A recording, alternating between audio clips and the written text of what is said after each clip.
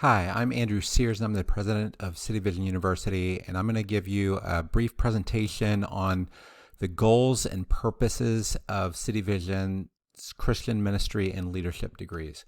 So first of all, let me just start about the intended audience for these ministry degrees. So City Vision's particularly focused on parachurch and Christian nonprofits, especially those serving at-risk communities. So most of our students are in parachurch and Christian nonprofits, or have an interest in working with those or serving at-risk communities. So if you look at the different places our students come from, so 29% have come from rescue missions. So these are from our organizational partners. So about 75% of City Vision students are working in organizations. And then 18% are connected with a Black church. 18% are affiliated with holistic missions organizations. This might be YWAM or some global, ministries like Engineering Ministries International. And then 14% are Christian community development organizations or other organization ministries that are serving at-risk populations. Then you have about 8% that are connected with the Latino or Latina church, and then about 5% with the Salvation Army. So that's the audience. Now, let me tell you our education strategy. So the foundation for everything we do is the Bible, and then you're going to build on that and get core theology and doctrine.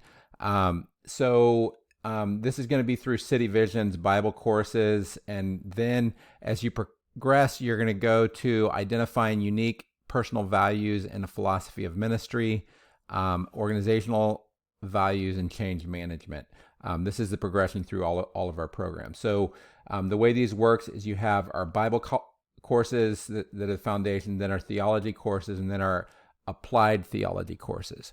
So our bachelor's in Christian ministry kind of spans these three levels, where our master's is going to have some of the Bible, but it's going to focus a lot more on the organizational and personal aspects of this. Now, that's not to say these aren't touched on some in the bachelor's.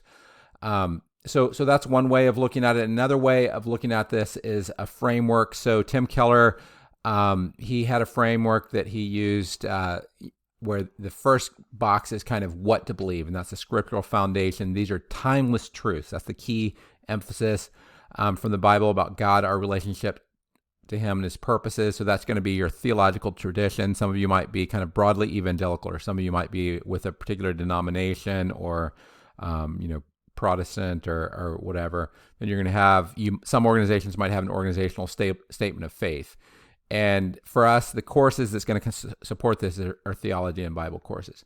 Then you use that into what he calls how to see, or the theological vision. And what's unique about that, so this is applied theology, and he describes that as a faithful reinstatement of the gospel, with rich implications for life, ministry, and mission in a particular culture at a moment in history. So this red part's the whole point of this. You're going to contextualize. And that's really what you're trying to do is, God's always working in unique ways based on the time. So the message remains the same, but the methods change, right? So, and that might be your organization's vision and values. What's your ministry DNA and your philosophy of ministry? What are the unique emphases? So you're not changing the Bible, but you're going to emphasize different aspects that are particularly applicable for your audience. So an example of this might be a course in theology of urban ministry that's going to emphasize what the Bible says and the theological principles related to urban ministry. And then you have what to do. So that's the ministry expression, and that's how the gospel is expressed in one particular ministry, one community at a point in time. And that's going to be the local cultural adaptation, your programs and processes, your organizational structure, and so, for example, a lot of our nonprofit courses and management courses are in this space. Now, part of what makes City Vision's degree very unique compared to other schools, a lot of traditional Christian universities, they're just 90% going to be focused on this over here. And in many ways, it's just indoctrination, which can be helpful if you're, within a denomination. You need to understand all the particularities of your denomination. But for a lot of people, that's way too strong of an overemphasis. And then the how to see you might have one course on applied theology or missiology, but I always hear from pastors and other ministry leaders. They say, I was never learned how to work with budgets. I never learned how to lead people.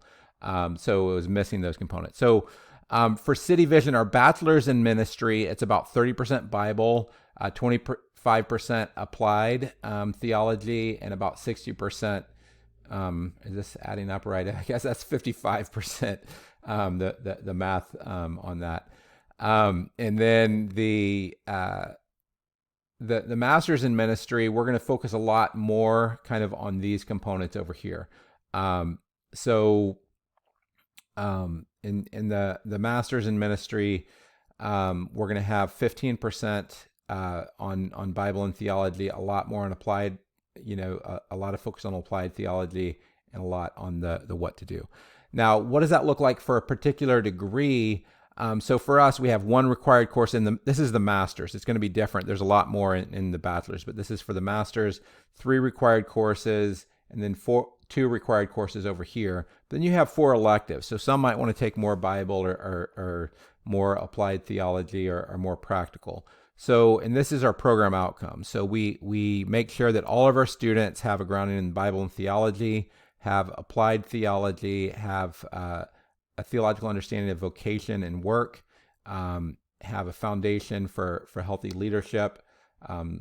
Historically, a lot of schools have called that spiritual formation, but for us, we want to kind of focus on the end outcome, healthy leadership, and then cross-cultural ministry, organizational skills. And the strategy is unique. Most of these outcomes are common and similar, kind of at different levels between the undergraduate and graduate program, but the strategy is unique at the graduate level.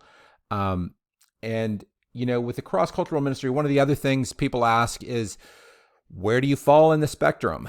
So one of the ways we talk about that is, in our cross-cultural courses, one of the diagrams we use is we talk about the subcultures of Christian ministries to at-risk communities, because there's a wide variety, and there's some that are, nearly all white, and then some that are nearly all non-white. So on one side, you have white fundamentalist Christians, and then you have white evangelical Christians and ministries. And so some of the big authors that you may have heard of, and we use these in some of our courses, Brian Fickard, Bob Lupton, Ray Bakke, Tim Keller. And about 25% of our students are going to be in this block here. Now, this group, reconcilers, they could be calling themselves evangelical, or they could be, calling themselves something else. But the point of this group is it's a highly multi-ethnic group. They're Bible-based. Often, they might use a term like Bible-based rather than evangelical ministries. And they're serving as bridge builders. So InterVarsity Press has been amazing in this space. John Perkins, Brenda Salter McNeil, Miles McPherson, George Yancey. And if you're familiar with the Christian Community Development Association, this is more the older style of that, the reconcilers. And that's about 35% of our students. And then what I'd say is working class people of color. So these are Bible-based Christians, but they're going to be kind of in a different group. That's about 35%. We have a very large, percentage. And these are people who, by working class, it's just a group of people that they just value getting stuff done. It's not about the theory; it's about getting stuff done. Very, very practical. And then this group here is what's called Du Bois called the talented tenth. And in many ways, in most cases, that's upper middle class, people of color, Bible-based Christians. And, InterVarsity Press, in the past 10 or 15 years, they've had a lot more publications that are by people of color, for people of color.